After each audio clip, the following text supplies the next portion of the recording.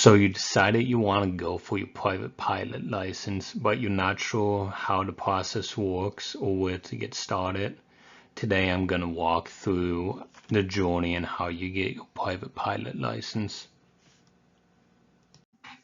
Here's a basic breakdown of the student pilot certificate. First, you want to make sure you meet all the eligibility requirements. Second, you want to at least get your third class medical, or if you're eligible, use basic med. Then you want to apply for your student pilot certificate. You want to either pick a ground school or you want to opt for self-study. From there, you want to sit for your written test. After that, you want to start your flight training, and then lastly, just ace your check ride. Steps 4, 5, and 6 can be done simultaneously. For example, you can do flight training at the same time you're doing your ground training, and you could take your written during flight training. There's no sequence to it where you need to get one done before the other. They could all be done pretty much at the same time.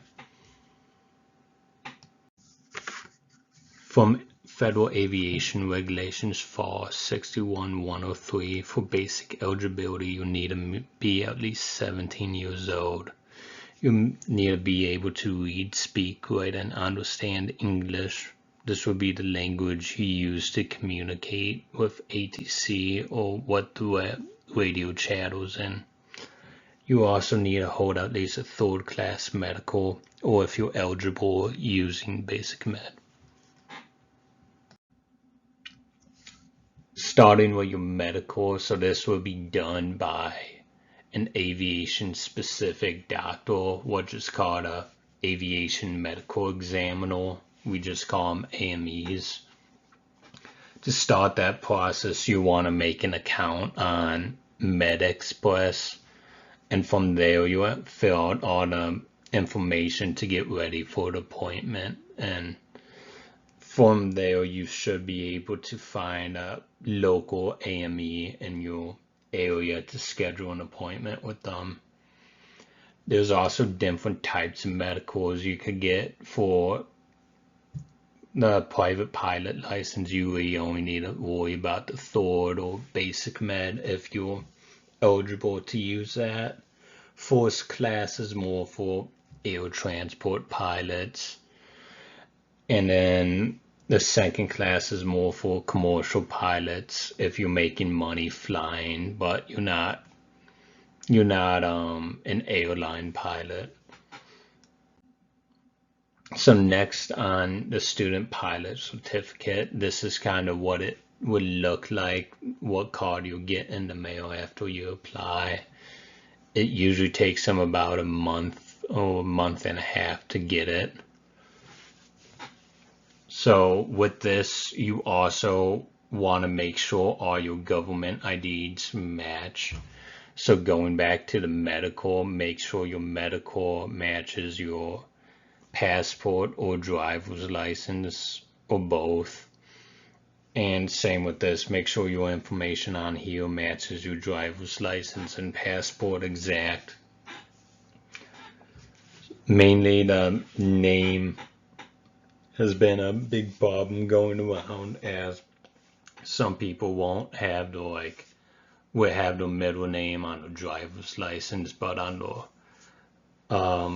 the student pilot license it will omit the middle name just for later sake. Like when you get to the check ride, you want to have all these matching, as they would check to make sure they all match.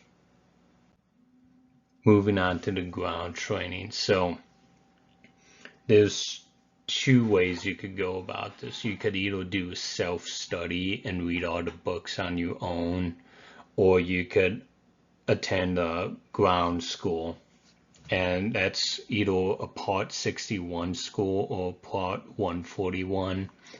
The difference is a Part 61 is a part-time school that's flexible to your schedule. It's more geared towards full-time working adults, and then Part 141 is large institutions, like if you were going through college and you wanted to get your private pilot license through college courses, that's what they would do. It's more for full-time, just studying, getting it done. If you opt to do the self-study, the FAA has textbooks online that you could just read from there to get proficient in everything in preparation for the written test.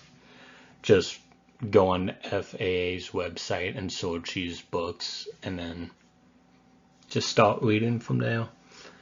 With both processes, at the end you will need a certified flight instructor to sign off that you're proficient, that you understand all the concepts and everything, and they'll give you an endorsement so you can sit for your written test.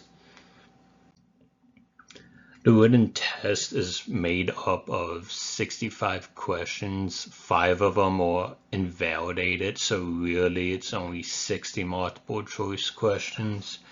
You get 2 hours to take it. You only need a 70% to pass it, but you want to shoot more for like a 90 to 100 if you can, as this will set you up for the oral portion of the check ride.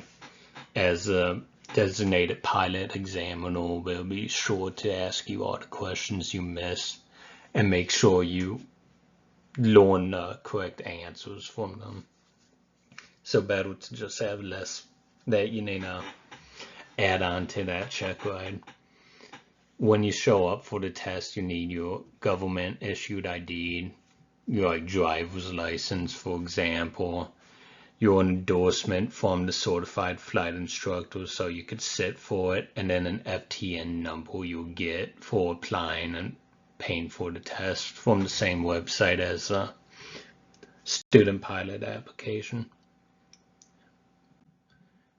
So the flight training will be a minimum of 40 hours. 20 has to be done with an instructor, and 10 of it is solo, on where you're the solo pilot operating it, no instructor in the airplane with you.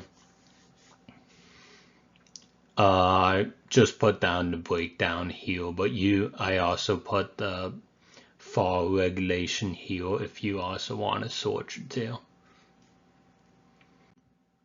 And then finally you'll get to the check ride, which is pretty much the graduation.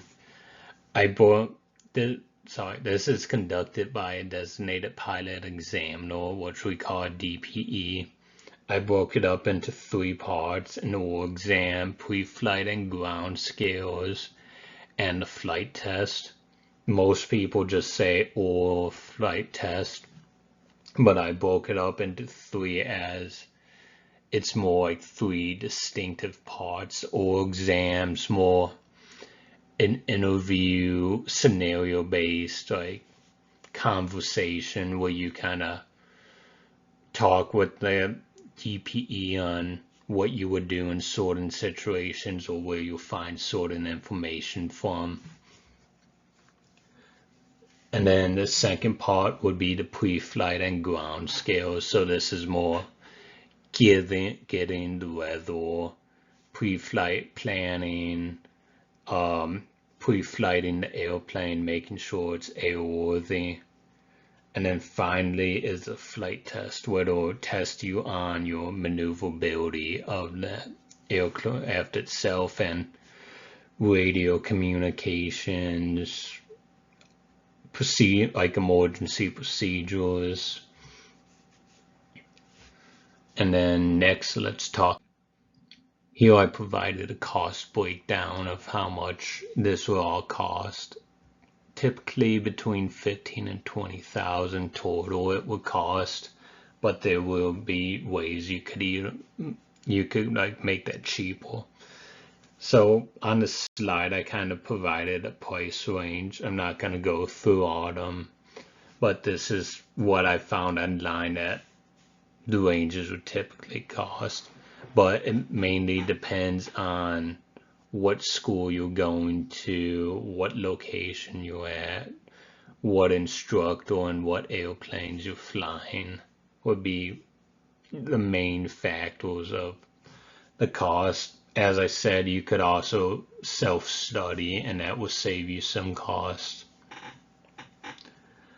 To keep in mind too, after all the processor and the cost of what was previously mentioned, you want to keep in mind that there's going to be some additional costs, like for example an aviation headset so you could communicate on the radio. This could cost anywhere between like 150 to 1,000, as there are some very nice ones out there.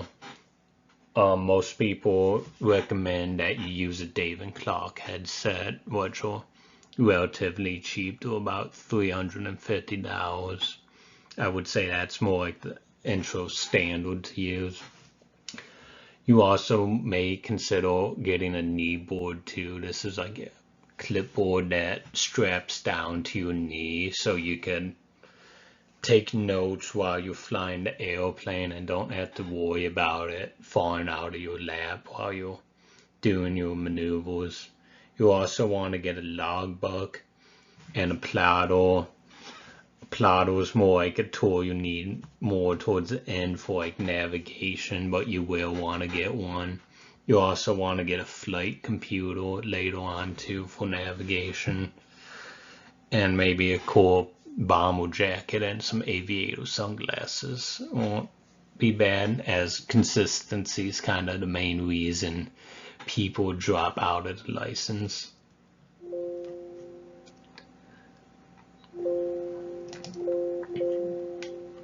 So there you have it, everyone. That's the process of getting your private pilot license.